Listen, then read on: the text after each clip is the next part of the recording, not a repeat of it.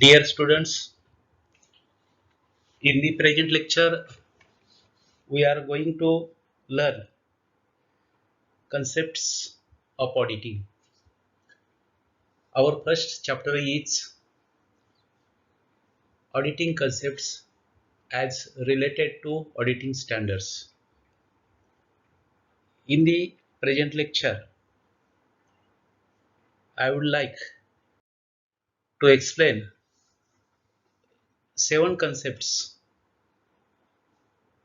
as related to auditing standards. We know that auditing is a practical field. It is conducted on the basis of theoretical background of the subject. But theory and practical, there is a quite difference. Sometimes there may be certain kind of mistakes, errors occurred at practical level. Theory is essential for solving the problems, especially practical problems. Though theory is well developed, but there are certain problems facing by professionals. Auditing is the examination of books of accounts, records, documents, and other relevant data. So, auditor is working on behalf of client and he tried at level best to give justification to client. It means that to express his opinion whether the accounts are written properly and transactions are recorded properly. So, in the present lecture, we are focusing auditing concepts with reference to auditing standards. On the basis of auditing standards, we are going to explain auditing concepts. In the present lecture, I would like to focus on 7 concepts. Concept number 1, audit planning. Objectivity, evidence, sampling, due audit care, fair presentation, and ethical conduct. In next lecture, also I will focus on seven seven accounting concepts, and lastly also 7 accounting concepts. It means that in total I am concerned with 21 accounting concept. These are not totally concepts, but these are certain statements or ethical things which are very essential as related to accounting standards in auditing. First concept is auditing planning. We know that planning is essential in every field of activity. The success mostly depend upon the quality of planning. Only planning is not enough. It requires proper implementation.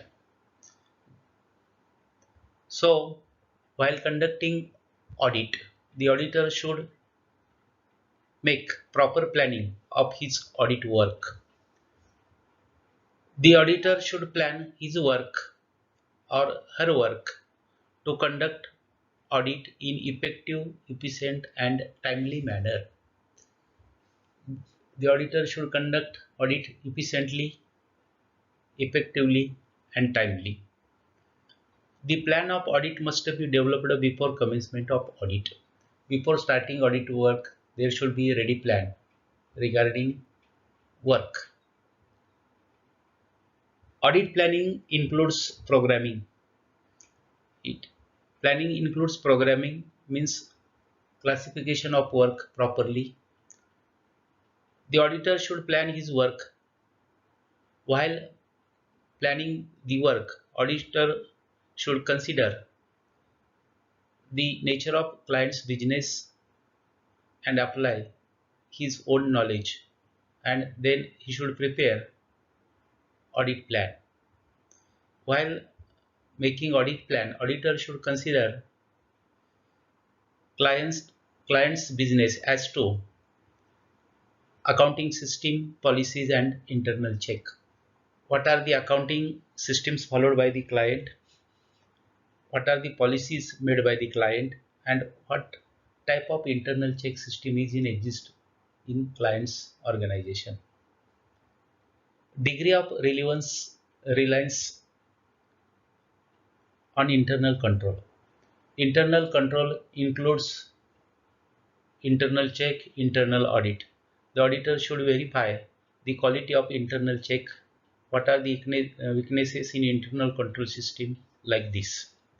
Determining and programming nature, training and extent of the audit procedure to be performed, and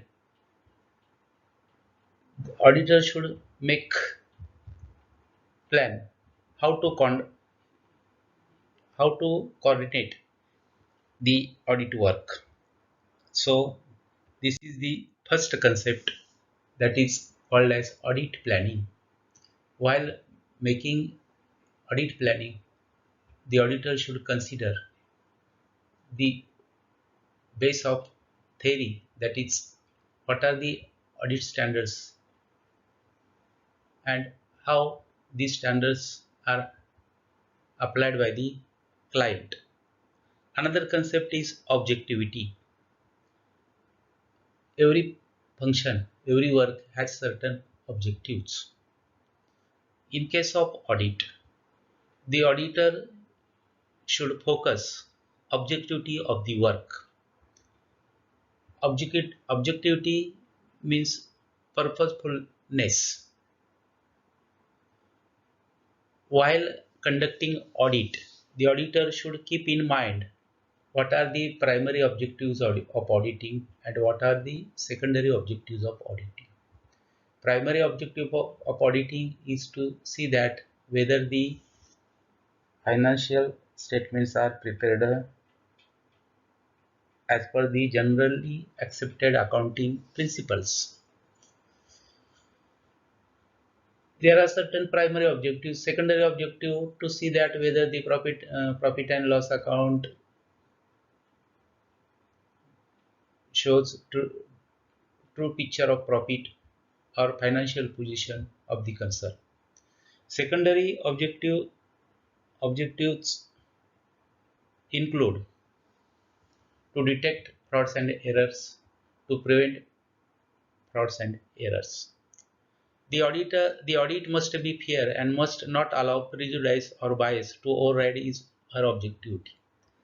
The auditor should work without bias.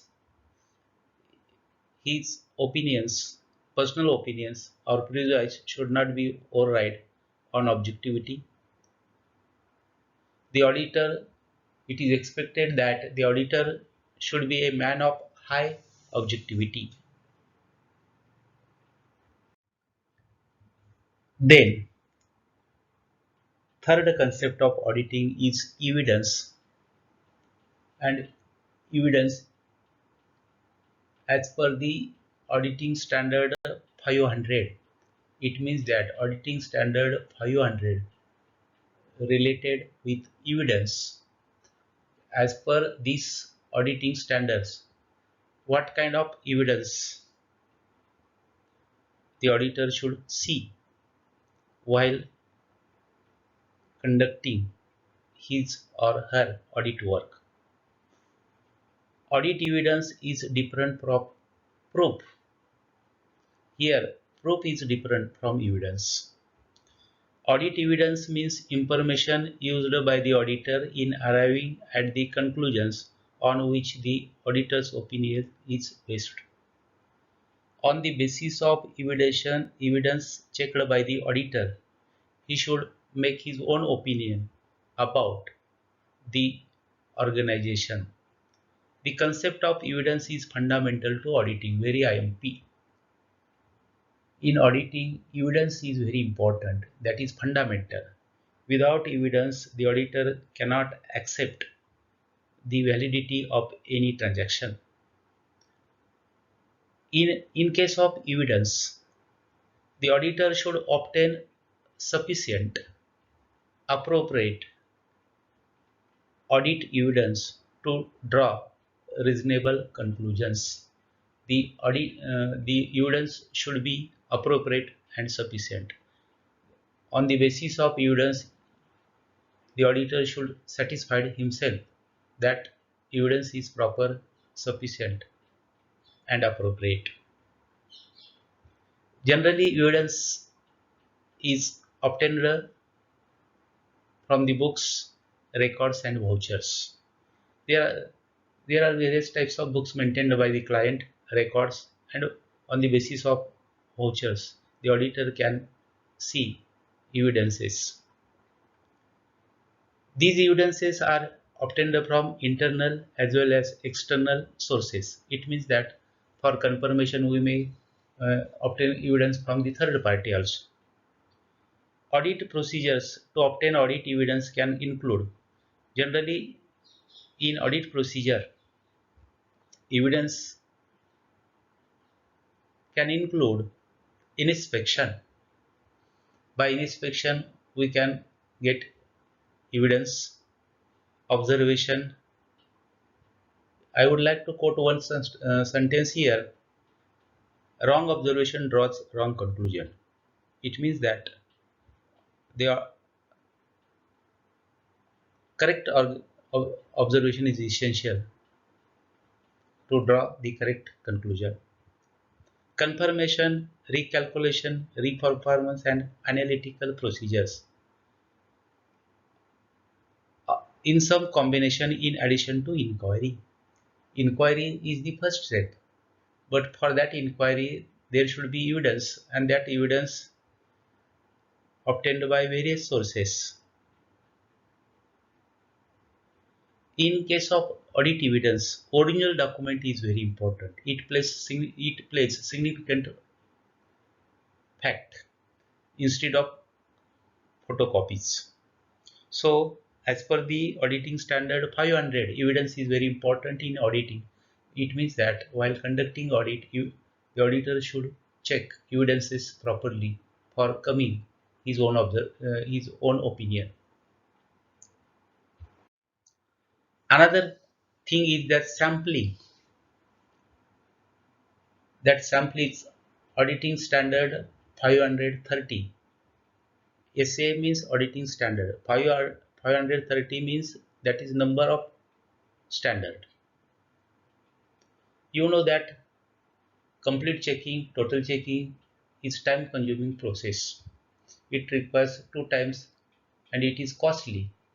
If the nature of transactions are similar, at that time the auditor should apply test checking, that is called in simple language sampling. Audit sampling is testing of less than 100%. If the auditor checked all the records, that is called as 100% checking. But sampling doesn't mean 100% atoms. It means that in sampling we are choosing certain atoms.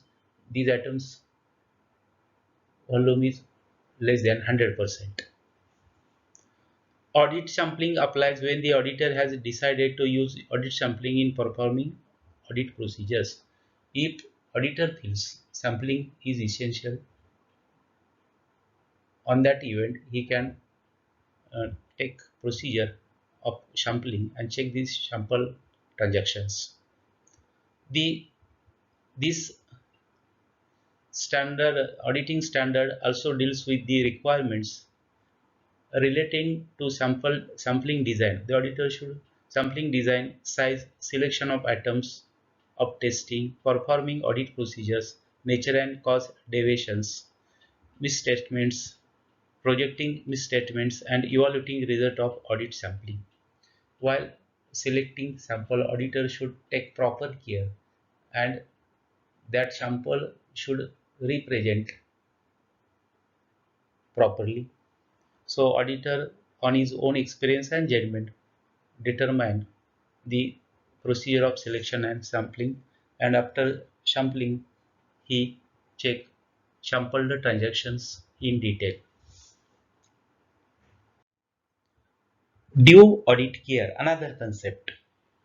Due audit care is concerned with the extent of the evidence required in a particular audit situation. Situation doesn't remain constant. Situations may change event to event, or situation is related with circumstances. Due audit care in an audit situation is partly the extent of care taken by a reasonable man having adequate technical training and proficiency as an auditor. For conducting audit carefully, the auditor should have technical knowledge, he should have taken proper training, and he should competent and proficiency in his work. So, due audit care means auditor has required to take proper care and check the evidence with proper care. It means that in accountancy we know that no transactions are recorded in the books of accounts without documentary evidence. But after recording of financial transaction in the books of accounts, the auditor should check the all recorded financial transactions have proper evidence. Evidence should be authentic, reliable, and that is very well known to the responsible officer of the client's organization. Due audit care means in a particular audit situation, the auditor should take reasonable care. So auditor is known as reasonable man. It means that there should be ability in the auditor to justify the event and to take proper precaution while checking the transactions of the client organization. So due audit care is important thing in auditing. Auditor should work honestly, sincerely. He should be reliable man. He should not work with bias or prejudice. He should work properly. So due audit care concept is very important.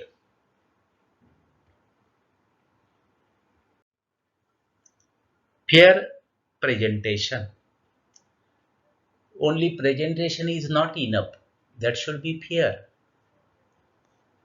Fair representation covers three concepts. There are three important concepts as related with the fair presentation. One, accounting propriety. Second, adequate disclose. And third one, audit obligation. These three concepts, auditing propriety, adequate disclosure, and audit obligation, are covered under fair presentation.